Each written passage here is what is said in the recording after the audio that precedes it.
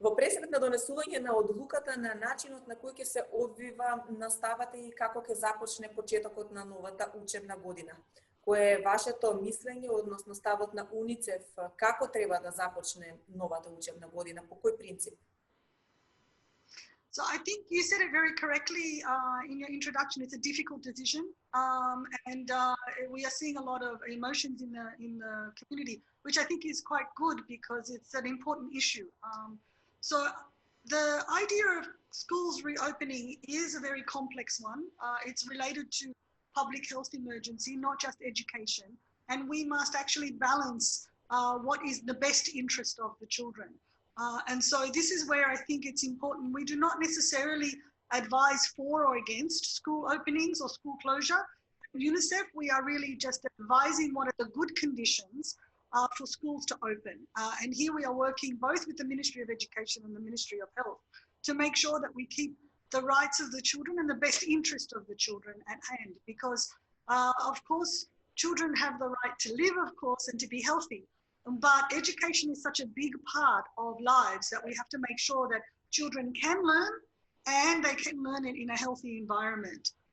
So we are concerned because we can see evidence that the longer that children stay out of school, the more vulnerable they are to either never returning back to school or vulnerable to other social issues, mental health issues. We are seeing that in the community already. So this is where we need to balance the issues here in the country. Дали одлуката на ставата да се одвива со физичко присуство на учениците во училиштата сметате дека може да биде ризик за ширење на вирусот? As I said before, it's important that children return to school. And so what we are also advising is that one size does not fit all, that the whole country is not the capital city, and the whole country is not the rural city either. So we are encouraging that each situation is taken and reviewed in its own benefits and non-benefits. And again, as I say, what is the best interest of the children of that local community? In some communities in the country, there has been no COVID cases. So why should we keep the schools closed if there are no COVID cases in that community? If the school has good space for social distancing, if the children understand, if the conditions are okay in that local community and the parents are happy to send their children also, teachers are happy to go to school, why should we keep the school closed? So I think the issue is to look at each individual situation for the schools or for the local community actually and see what is the best for those children there. It needs to be very much in discussion with the stakeholders, the local community, the parents, the teachers. Everybody should be happy with this decision. And we should also make sure, I think one of the things that we are encouraging is that both the Ministry of Health and the Ministry of Education work hard to make sure that the conditions for school opening are good for all children. Учествувавте заедно со Министерството за образование и наука, Комисијата за заразни болести во подготовките на протоколите за почеток на наставната учебна година со физичко присуство на учениците. Можете ли да ни кажете како ќе се одвива наставата, како ќе биде текот на одржувањето на наставата во училиштето? So how the protocols will be implemented is really up to the Ministry of Education, but also the local communities. I don't want to take the responsibility away from the local administrations either. And I think that parents also have a very big role to play. Parents need to know what's happening in the schools. Also, if your child is sick or not feeling well, you should not send the child to school. So I think we all have a responsibility to play. We have advised with the international protocols and we have sent them to the authorities. And my understanding is that they have been quite helpful and they are following those international protocols. But as I said before, it's a really complex interplay between Ministry of Education, Ministry of Health, education rights and health rights, and how do we do the best for children in this country. We cannot afford to have a whole generation that goes uneducated for too long. And the consequences of that to the country on a whole in terms of the future socio-economic, but also the mental health and the learning of the generation could have far-reaching consequences. So we need to also balance all of those things. But of course, it must be done in a healthy environment at all stages. Постојат ли во Македонија услови да започне учебната година со физичко присуство на учениците? So I think there are some conditions, definitely. I think that some schools can reopen already. I don't know which ones they are. I am just going on what I have been advised.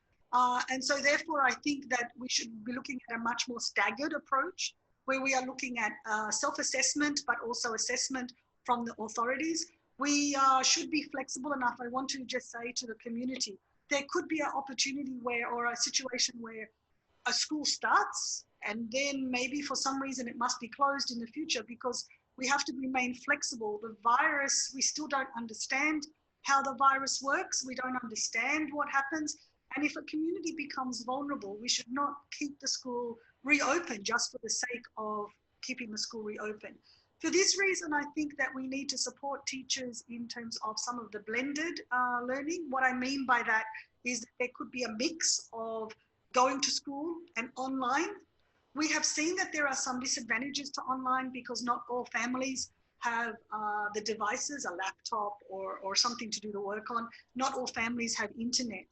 So we need to make sure that there is access and equitability for everyone in that respect.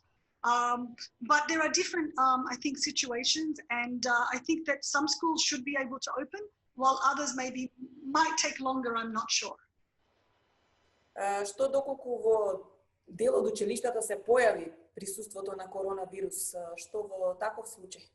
Yeah, if there is a case, of course. I think the first thing to keep in mind is that Ministry of Health has some good protocols. So if there is a case, they should follow the protocols that are in place for reporting, testing, all of those things. And then, of course, according to the recommendations that we've given the ministry, we should look at then sending children home, testing them, seeing what happens. That will have to be done on a case-by-case basis, really, frankly. So we cannot predict what's going to happen in each individual local community. But I think that the Ministry of Health certainly has made comments about reopening of schools. And if they've made that, then for sure they have some services and some thinking in mind about how they would handle that. Може би најголем проблем се најмалите, првачињата и учениците во првите класови, оние кои што се уште добро не ги владеат мерките. Како тие деца ќе можат да се заштитат од коронавирусот кога пред се им е играта и дружбата меѓу нив? That's very true. The little ones are the most difficult.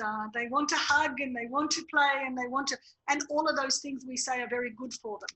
I think we really have to look at, I think some of the suggestions that we have given is that the children themselves are part of some education programs about social distancing and about washing hands and about all of those things, and that they can make posters and learn about what to do.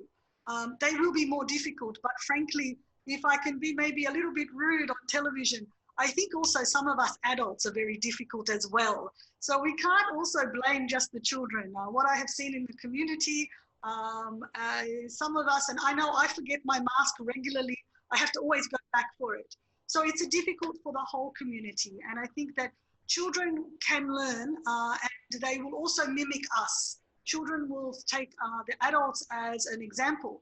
And if we don't forget to wear our masks, they will not forget to wear their mask. If they see that we are social distancing, they will also learn all of those things. It's the nature of childhood as well. It will be difficult, but I think also that it can be done. Дел од родителите сакаат нивните деца да останат сепак дома и онлайн да ја следат наставата, односно да се воведе хибридна настава. Дел да одат во училиште, дел да останат дома и да ја следат преку интернет. Сметате ли дека тоа може да биде побезбеден и побезволен начин, барем за почетокот на учебната година, додека се уште имаме голем број на заразени во земјата? I will repeat that it has to be on a case-by-case basis. Look at the local community. If there are no cases, then there's no reason to socially isolate children to do online learning. And so we are seeing that there are challenges. Online learning is not perfect either. And we want to make sure that all the teachers are much more trained in the technology and the internet.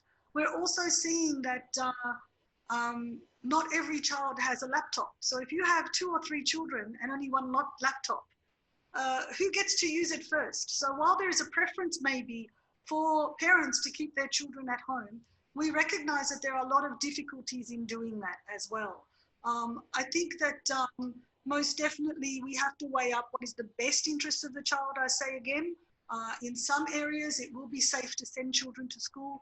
In some areas it will not. And then I think we have to look at, in those areas where it's not, what are the alternatives? And we certainly say online learning is better than no learning. But we are also seeing, very frankly, that there is increased mental health issues, depression. Children want to be with their friends. We are, as human beings, very social beings. And so to stay at home all the time is very difficult. But we also miss out on the socio-emotional learning that happens when we are much younger. And I am worried about catching up on that kind of thing.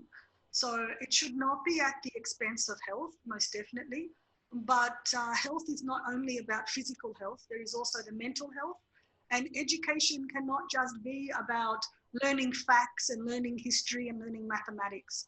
It's a lot more complex than that. So I repeat again that the local authorities, the national authorities, parents and communities really need to be looking at their own situation and together making decisions on how they can improve their own schools, and then if the students should go back.